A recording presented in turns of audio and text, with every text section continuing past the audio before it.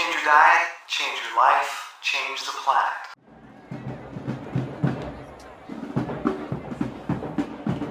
It's TVO at the Woodstock Fruit Festival, and I've got some extraordinary new friends here.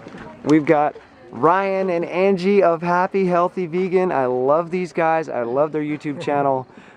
They're so mellow and calm and sensible, grounded. Awesome. It's been such a pleasure to get to hang out with them.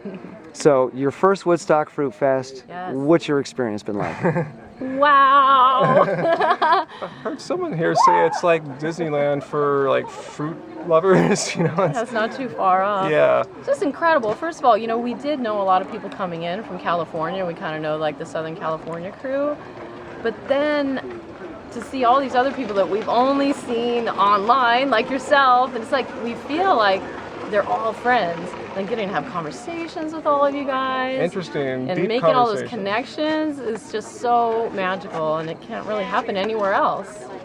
Plus all the food, you know. You can't go wrong with all the food. I just had one of the meatball sandwiches that Doug is demoing down there. So good! So good. I'm totally going to go home and make those. Oh, I gotta go check that out. Lots of inspiration going on all Yes. levels. Just spirituality, So much health, and knowledge. fitness. I've never really did anything with elite athletes before, like Yeah. running and biking. Where I'm else just do you get to do that? Yeah, this is amazing. Just seeing people who are just so good and so nice and so just healthy. It's And so inspiring. humble. Yeah, humble. Everyone's so humble and so kind and giving. That's what really makes it so magical here. Bunch of happy, healthy vegans. Yeah, you Yes, could I des- know. you could describe it as that here, huh? I guess that's why we feel at home, huh?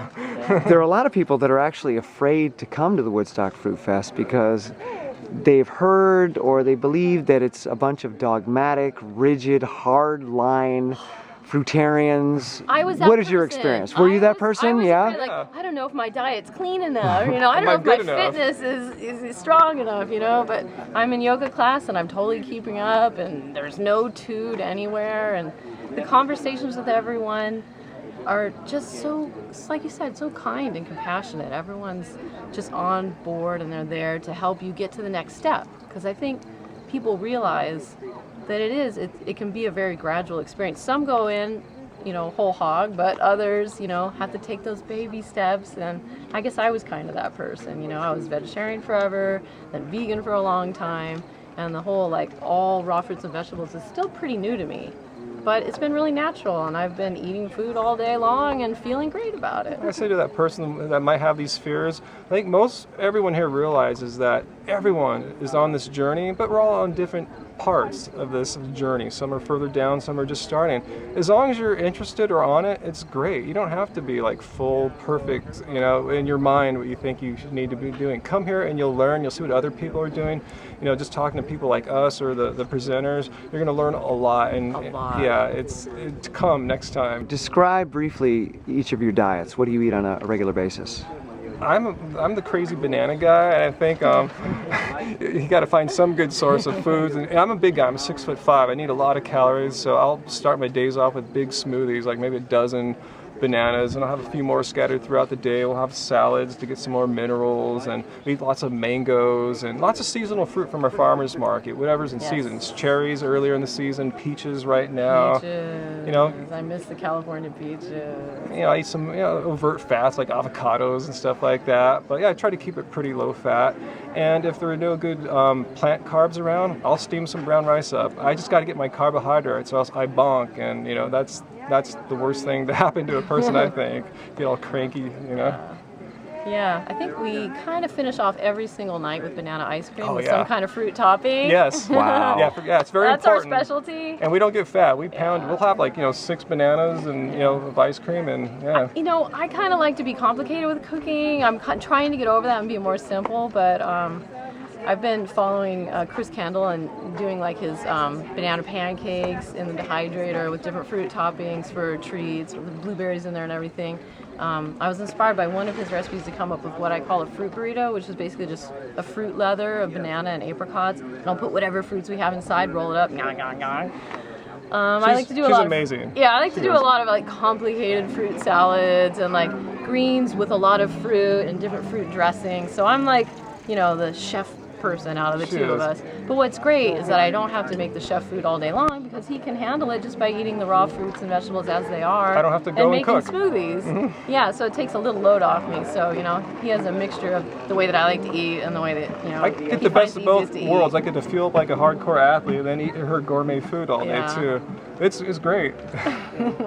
Do you feel any difference eating the gourmet, more complicated recipes, or is it just It's art about for the me. emotional? It's her- an expression it's her for you. creativity. Absolutely. It is, yeah. I just like the artistic expression, and I don't know. I kind of like for every bite to be a little different. I think it would be tough for me to go on a mono meal type situation, but Yeah. I think he could mono pretty easily. Not forever, but yeah.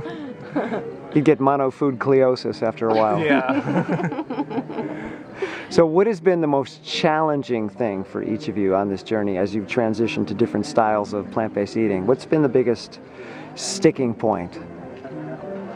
Well, for me, I think it's the fact that I do like to make complicated meals. So it's like, oh, I just learned how to make all these, you know, high-fat raw things.